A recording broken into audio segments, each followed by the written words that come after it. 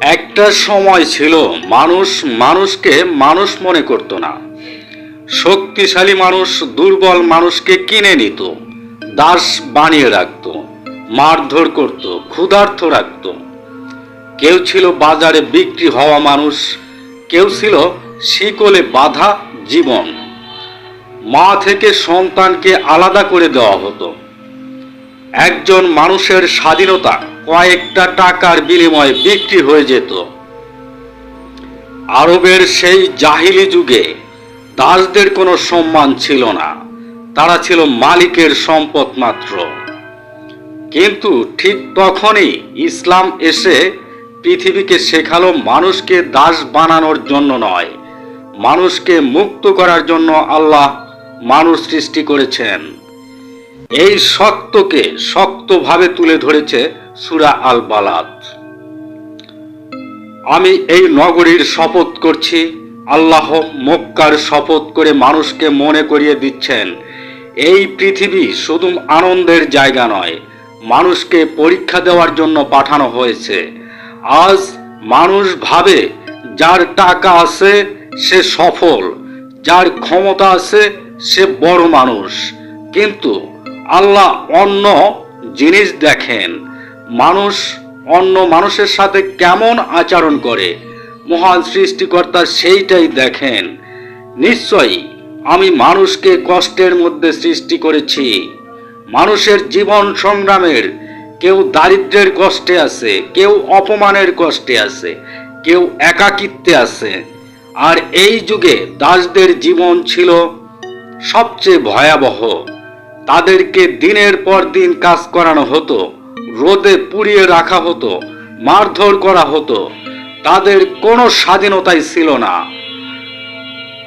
সেই সময় যুদ্ধের বন্দীদের দাস বানানো হতো, গরিব মানুষকে কিনে নেওয়া হতো। কখনো ঋণের কারণে মানুষ দাস হয়ে যেত, তাদেরকে পশুর মতো বাজারে দাঁড় করিয়ে বিক্রি করা হতো।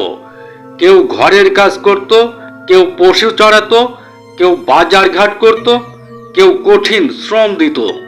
মালিক চাইলে মারতে পারত, খাবার কম দিতে পারত, এমনকি পরিবার থেকেও আলাদা করে দিতে পারত। মানুষের চোখে তারা ছিল দাস, কিন্তু আল্লাহর চোখে তারাও তো মানুষ। ইসলাম হঠাৎ করে পুরো পৃথিবীর দাস প্রথা একদিনে বন্ধ করেনি, কারণ তখন পুরো সমাজ, অর্থনীতি ও যুদ্ধ ব্যবস্থা এর সাথে জড়িত ছিল। কিন্তু ইসলাম ধীরে ধীরে দাস মুক্তির দরজা খুলে দেয়।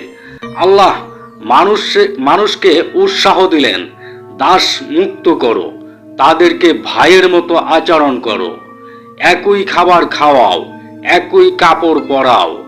নবী মুহাম্মদ সাল্লাল্লাহু আলাইহি ওয়াসাল্লাম বলেছেন, তোমাদের দাসরা তোমাদের ভাই। একজন দাসকে মুক্ত করা সূরা আল বালাদের সবচেয়ে শক্তিশালী শিক্ষা এখানেই। আল্লাহ বলেন, সত্যিকারের নেক কাজের একটি হলো একজন মানুষকে দাসত্ব থেকে মুক্ত করা। ভাবুন, যে মানুষ শিকলে বাঁধা ছিল, যে মানুষ স্বাধীনভাবে হাঁটতে পারত না, তার হাতে স্বাধীনতা তুলে দেওয়া। ইসলামে এটা বিশাল সওয়াবের কাজ। শুধু ইবাদত নয়, মানুষের অধিকারও গুরুত্বপূর্ণ। এই সূরা শেখায়, শুধু নামাজ পড়লেই হবে না, ক্ষুধার্তকে খাওয়াতে হবে, এতিমের পাশে দাঁড়াতে হবে, অসহায় মানুষকে সাহায্য করতে হবে। আজ মানুষ সোশ্যাল মিডিয়া ইসলাম নিয়ে কথা বলে, কিন্তু পাশের ক্ষুধার্ত মানুষটার খবর রাখে না। সূরা আল বালাদ মানুষকে বাস্তব ইসলাম শেখায়। আজ হয়তো শিকল বন্দি নেই, কিন্তু মানুষ এখনো দাস হয়ে আছে, হাজার হাজার।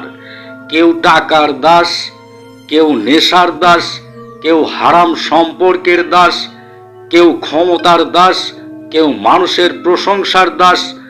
ভাইরে, মানুষ বাহিরে স্বাধীন, কিন্তু ভেতরে ভেতরে বন্দী। সূরা আল বালাদ মানুষকে শেখায়, আসল মুক্তি শুধু আল্লাহর আনুগত্যের মাধ্যমেই। আল্লাহ বলেন, মানুষ কঠিন পথ অতিক্রম করতে চায় না, কারণ সত্যের পথ সহজ না, মানুষকে সাহায্য করা সহজ না, নিজের অহংকার ভাঙা সহজ না। কিন্তু জান্নাতের পথ কখনো আরামের পথ ছিল না। সূরা আল বালাদ শুধু একটি সূরা নয়, এটি মানবতার ডাক। এটি শেখায় মানুষকে অপমান নয়, সম্মান দিতে হবে, দুর্বলকে চেপে নয়, সাহায্য করতে হবে, মানুষকে বন্দী নয়, মুক্ত করতে হবে। হয়তো আজ আমাদের হাতে শিকল বন্দী মানুষ নেই, কিন্তু আমাদের আচরণে এখনো অনেক মানুষ কষ্ট পায়। তাই আসুন মানুষকে কষ্ট না দিয়ে মানুষের হৃদয়ে জয় করার চেষ্টা করি, কারণ আল্লাহ মানুষের সম্মানকে খুব ভালোবাসেন। ভাইরে, বর্তমান জামানায় এই 2026 সালেও অনেক মানুষ দাস হয়ে আছেন। যদি আপনি এইটা বিশ্বাস করেন, তাহলে এই ভিডিওটি আপনার জন্য। ভালো লাগলে শেয়ার করবেন, আর কমেন্টে আপনার মতামত লিখে জানাবেন কিভাবে এই সমস্যার সমাধান করা যায়। আপনার পরামর্শ আল্লাহ পাক কুরআন শরীফে দিয়েছেন, আমরা কেন কেন কেন মেনে চলতে পারছি না। ধন্যবাদ, সবাই ভালো থাকবেন।